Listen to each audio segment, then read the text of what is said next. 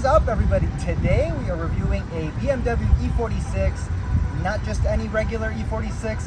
This is a ZHP package. I will tell you all about it. Let me just start off by saying this is a phenomenal car. And if you do find the chance to find one on the market somewhere, do scoop it up because you're getting a whole lot for your money over here. It's a fantastic handling car. Let's get into the video. Okay guys, so the ZHP package offers these beautiful M-Tech bumpers. You get different side skirts. It's part of the aero kit. If you guys can kind of see where this line right here goes, it kind of follows along with that skirt right there. It's different front bumper, side skirts, and a different rear bumper as well. It's got a sort of like a different diffuser on the bottom of it. You can't mistake this for a regular 3 Series. These also got these nice little trunk lips right there. It's not just appearance and cosmetics. You get brake air ducts for the brakes to vent the brakes. It's a $3,900 performance package. You get M Sport suspension. It's not just the springs and struts themselves. It's different control arms, different steering rack. The whole suspension's actually reworked. The latest revision steering rack in this car. So the steering rack in this car is later revision than even the E46 M3. Sport seats with this bottom adjustable slider right here. M Sport steering wheel, so you get these beautiful Alcantara suede steering wheels. You get a different kind of cluster, the red needles, and a higher red line. I think the red line, it goes from a regular 3 Series from like 6,500 to 68 or 6,900. Different ECU and TCU tune, different gearing. You get different wheels. Although on this particular car, we have some Style 67s. This comes with the Style 135 wheels. Put up a picture. The M aerodynamic package, front, rear bumpers, and side skirts. You get the M-Tech. It kind of sets this car apart from a regular 3 Series in that way. High gloss satin chrome trim. All the trims on this car. This right here, you get the shadow line. It's all black. You get a lot of Alcantara suede on the e-brake boot, on the shifter right there. You get this nice black headliner. It's called the anthracite roof liner. You get this gorgeous cube trim. This trim is very, very special looking, and it definitely, like, when you get in here, you could tell that this isn't just a regular old 3 Series. Look at this trim. This trim is just gorgeous. It almost looks like carbon fiber, but it's just cube design. This trim, believe it or not, goes for 400 bucks. When I bought this car, this trim was missing, but we got it all in. Just little details, but the little details make the whole big picture. Okay, so what makes this car really special is you get one of BMW's most reliable engine. And I know BMW and reliability don't really go in the same sentence, but this 3.0 liter inline 6 is one of BMW's best. It requires very little money to keep it running. It makes decent-ish power. I mean, this car is pretty slow, but in the ZHP, you get a bigger cam, good for 10 more horsepower. You get a higher red line. Instead of 6,500, you get 68 or 6,900. This car is a screamer. To get this car going, you have to rev it very high. You don't buy this car for the power. You buy this car more for the handling and the overall usability. Very comfortable car. It's one of those momentum type of cars where you have to rev it very high to get this car going. In my opinion, I would call this the smart man's M3 because you get M3 feeling, M3 performance. You get way more practicality than a 2-door M3. These come in 4 doors. A lot of people buy these to actually do the S54 M3 conversion on. The cost of running this car is nowhere near an M3. It's the cost of running a 3 Series, but you get M3 steering, M3 braking. You get the feeling, the steering wheel. You get the handling of the M3. All in this 3 Series, but you don't have to worry about the subframes cracking.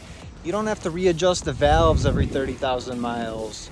You don't have a lot of M3 problems with owning the ZHP. That's one of the coolest things about this vehicle. It's not going to be the same as a 333 horsepower M3. You're about 100 horsepower short. It's totally different engine. It doesn't have that like immediate throttle response like the E46 M3 does, but you still get, I would say, 95% of the feeling of an M3 in the ZHP. It's a phenomenal car. I put about 2,500 miles on this particular example after rebuilding it, and I only have good things to say about it. It's just a phenomenal car. With this one, we opted for some Style 67 19-inch wheels. These are off of the E46 M3. This car comes with its own ZHP wheels, but unfortunately they weren't here when I got the car. So I did the next best thing. I got these 19-inch. They fill the gap up beautiful.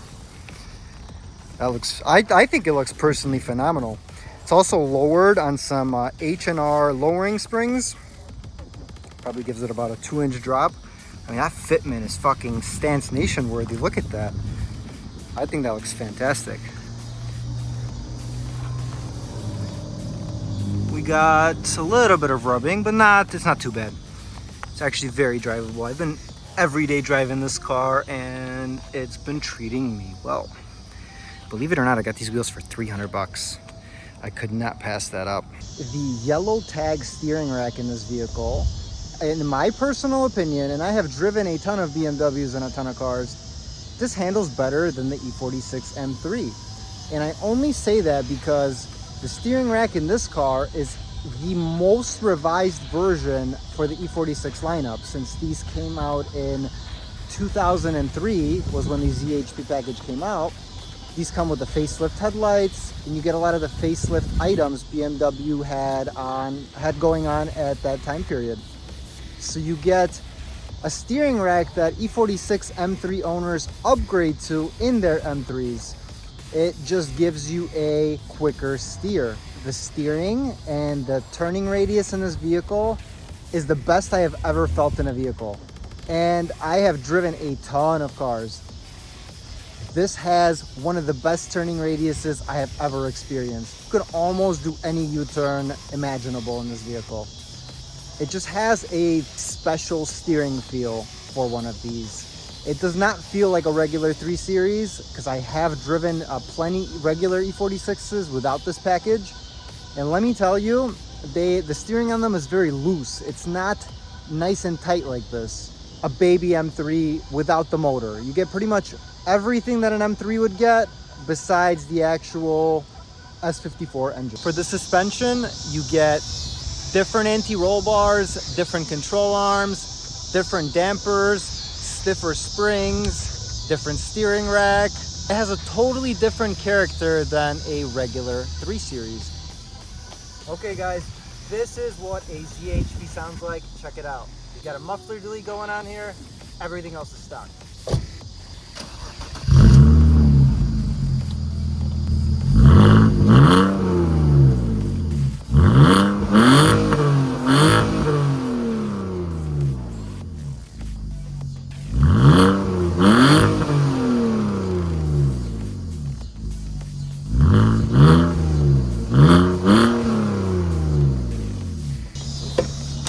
This is some in-car sound. Close this door here.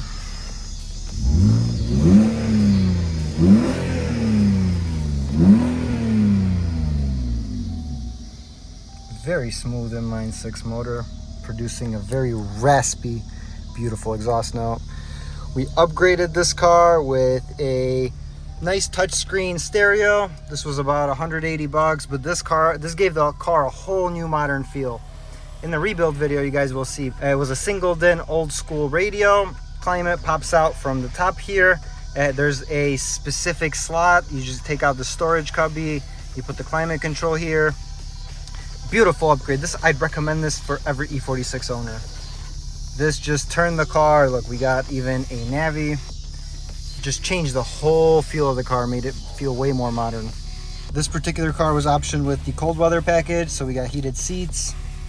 Pretty standard E46 interior, but it's a very classic, analog, pure driver feeling sort of car.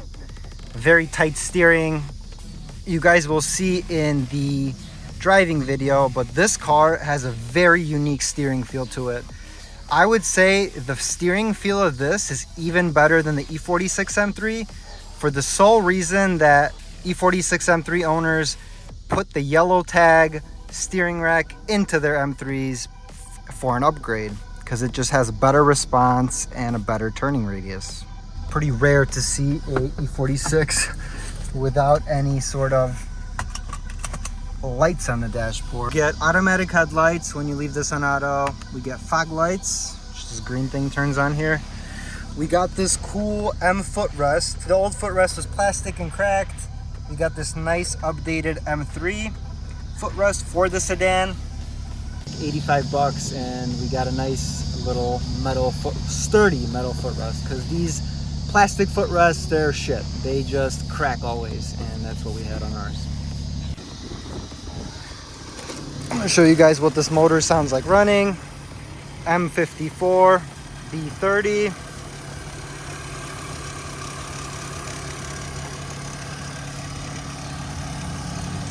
Good piece of German engineering. These are pretty leaky engines, but we did replace all coolant hoses, new radiator, power steering hoses, so we aren't leaking anything, surprisingly. A really good mod I'd suggest for any E46 owner that still has the mechanical fan clutch in one of these.